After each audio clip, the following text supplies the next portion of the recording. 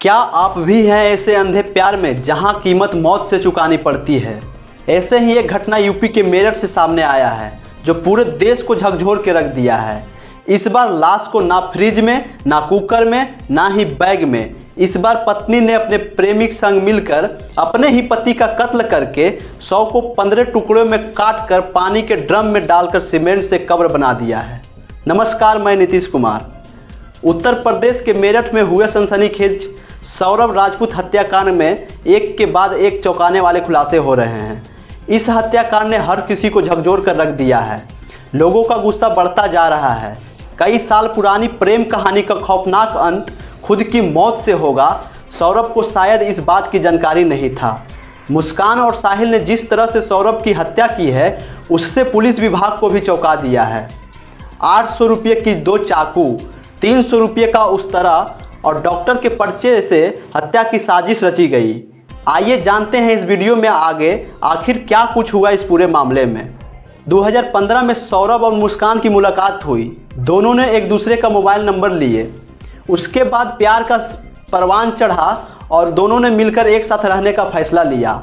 उस समय सौरभ इंटरमीडिएट की पढ़ाई कर चुका था। उसने बीटेक में एडमिशन लिया था। इसी बीच सौरभ की मर्चेंट नेवी में नौकरी लग गई। तब मुस्कान 2016 में परिवार को दरकिनार कर सौरभ से शादी कर ली। 2019 तक दोनों की गृहस्थ जीवन सही चल रही थी और 2019 में ही मुस्कान ने बेटी पीहू को जन्म दिया। मुस्कान के लिए सौरभ ने मर्चेंट नेवी की नौकरी छोड़ दी।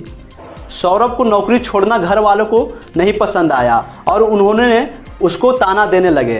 तब मुस्कान और सौरभ ने ब्रह्मपुरी के इंदिरा नगर फेज 1 में किराए का मकान लेकर परिवार से अलग रहने लगे।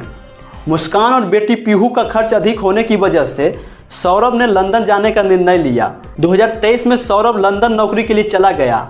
24 फरवरी 2025 को वापस लौटा और अब 4 मार्च को उसकी हत्या कर दी गई। वहीं बात करें मुस्कान और उसके हत्यारे प्रेमी साहिल शुक्ला की, तो कक्षा 1 से लेकर 8 तक की पढ़ाई दोनों ने साथ में की। 2019 में मुस्कान और साहिल के साथ पढ़ने वाले साथी ने एक व्हाट्सएप ग्रुप बनाया जिसमें दोनों को जोड़ लिया। ग्रुप पर भी दोस्तों के मैसेज का सिलसिला शुरू हुआ। उसके बाद से मुस्कान और साहिल की फ़ोन पर बातचीत होने लगी। सौरभ की गैर मौजूदगी में मुस्कान ने साहिल को घर बुला लिया। दोनों में संबंध बनने के बाद मुस्कान ने सौरभ से दूरी बनानी शुरू कर दी। इस बीच सौरभ के घर से जाने पर साहिल रोजाना घर आने लगा। तभी मकान मालिक ने सौरभ को इसकी जानकारी दे दी। इसी को लेकर सौरभ और मुस्कान में विवाद शुरू हुआ। मुस्कान ने साहिल का साथ नहीं छोड़ा। तब सौरभ ने 2021 में तलाक का मुकदमा डाल दिया। परिवार के समझाने पर सौरभ मान गया और 2023 में लंदन चला गया। उसके बाद मुस्कान को कोई रोकने वाला नहीं था। बेटी को मायके में छोड़ने के बाद साहिल को मुस्कान घर बुला लेती थी। हालात यह हो गए कि मुस्कान और साहिल ने सौरभ को रास्ते से हटाने का निर्णय लेकर हत्या की प्लानिंग की। दोनों ने शारदा रोड से मीट काटने वाले 800 रुपये के 2 चाकू, 300 रुपये के उस्तरा और पॉली बैग खरीदे। 3 मार्च को सौरभ अपनी मां रेनू के घर से लौकी कोफ्ते की सब्जी लाया था। उसने कोफ्ते गर्म करने के लिए मुस्कान को दिए। मुस्कान ने सब्जी में नींद की व अन्य नशीली दवाइयां मिला दी। सौरभ के सोने के बाद मुस्कान ने अपनी प्रेमी साहिल को कॉल करके घर बुला लिया। साहिल घर पहुंचा और दोनों ने मिलकर चाकू से ताबड़तोड़ हमला कर सौरभ की हत्या कर दी। सौरभ को बाथरूम में ले जाकर उस तरह से उसकी गर्दन काटी। इसके बाद हाथ और कलाइयों को काटा। दोनों की योजना 100 के टुकड़े टुकड़े कर पॉली बैग में भरकर अलग अलग स्थान पर फेंकने की थी। दोनों ने सौरभ को धड़ के पॉली बैग में भरकर वहीं डबल बेड के बॉक्स में रख दिया। आरोपियों ने पुलिस को बताया कि उन्होंने नवंबर 2024 में सौरभ को मारने की प्लानिंग बनाई थी।